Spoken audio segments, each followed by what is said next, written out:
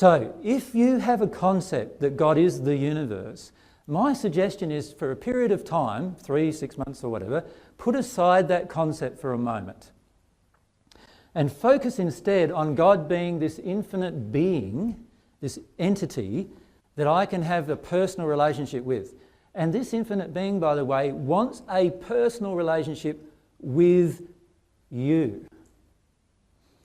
In fact, this infinite being created you as an individual person different to every other being, every other human soul she created. So if you could leave this universe somehow, there would be a certain part of God's design that would be lost to the universe forever. Can you see that? Like, if God created you specifically for a specific reason, then God obviously wants a specific relationship with you. God wants a relationship with you. You have a part to play in God's universal plan. If you want to choose to take it. What's that movie that goes like that? Mission Impossible. That's what it is, yeah. Mission Impossible. Your mission, should you choose to accept it, is every one of you have an individual mission that God has implanted in your soul. Every one of you. That's unique to you. No one else has it. No one else has it. It's going to be similar to some other people perhaps in different aspects, but there is something unique about you. Your personality, attributes and energy and desires are unique to God. God will miss you if you ever could get lost. Does that make sense? This is why in the first century I said a shepherd will go out and find the sheep that is left the flock and leave the 100 who are already in the flock, and he'll go off and find the one. Because he loves them all individually, right? And God is like that shepherd. God is like a person who actually loves all of his creations individually. He has an individual desire for you. And it's not a generalized desire. You see, the universe has laws and it has principles and it has all these other things which we could say generally apply to every individual, do they not? Well, that's not the kind of thing God wants with you. God has put all of those other things there should you choose to neglect the thing that God desires for you, so that you can still have a loving, beautiful life in the end by living in the universe ignoring God. So God has so much love for you that God has actually created a universe in which you can ignore God if you choose to and still have a lot of beautiful things happen in your life. That's how loving God is. But she also created this whole prospect of you having a relationship with her, the infinite being who created you. And she wants this relationship with all of her heart, if you could say such a thing. Does that make sense? She wants this with you. No one else will do.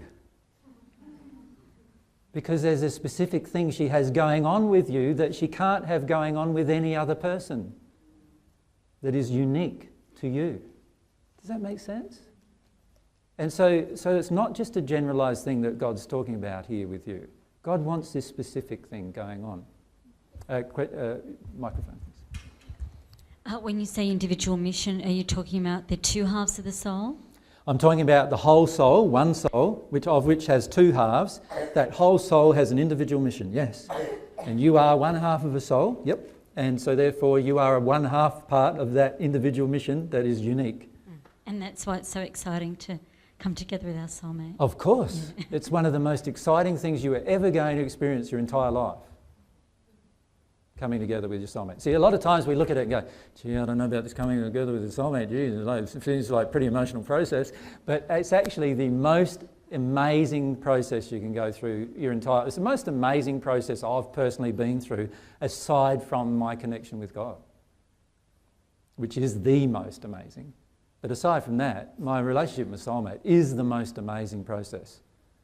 Can you see how that will change my priorities in my day-to-day life? If I actually viewed my relationship with this being as the most important thing I could focus on my entire life. And then, secondly, my relationship with that beautiful being over there, which actually happens to be the feminine half of me, and that is my second most important thing in my life. Do you think I'd be worried about too many other things going on in my life? Not really, hey? You think we're going to worry about which house we're going to live in? Or, you know, whether we're going to sell this house, buy that one very much? Like, no, we're going to be focused firstly on those relationships and the happiness those relationships create within us. And then whatever we create as a result of those relationships is just going to be so overwhelmingly beautiful for both of us or our soul, which is both of us, to share with God. That's how our life is designed. So while I'm trying to have a relationship with the universe, there's a lot I'm neglecting in this relationship here, you see. And you can't have the universe is a power system. We can't have a burning desire for a power system in the end. But we can have a burning desire for the being who created it. And it's very important to understand that that being wants this very badly with you. Do you understand that? Like, she wants it more than anything else. More than all of her laws of her universe actually were created for you to experience this relationship with her. The highest laws of the universe, which are the laws of divine love, were all created just so you could have this relationship with her. The human soul, the pinnacle of her creation, has this ability to invoke all of these laws that are a part of the human soul's creation just to have a relationship with God. That's our entire purpose of all of those laws, just to have a relationship with you personally. You personally. You personally. Not generally, as a personal, individual relationship. It's just like the kind of relationship you're going to have with your soulmate. That's how it's going to feel to you. Do you understand? It's not the kind of relationship, there's hundreds of people out there and I love them all. It's not like that at all. It's not going to ever be like that with your relationship with God. When you come closer and closer to God, it's going to be like the relationship with your soulmate, but only more intense than that. That's the kind of personal relationship God wants with you. And God is capable of having that with all of her children, simultaneously. And that will start to give you some kind of concept of how powerful God is. To actually exchange these amazingly powerful emotions with every single one of her children without limitation. It's just an amazing thing to conceive, isn't it? Like, just an amazing thing to conceive.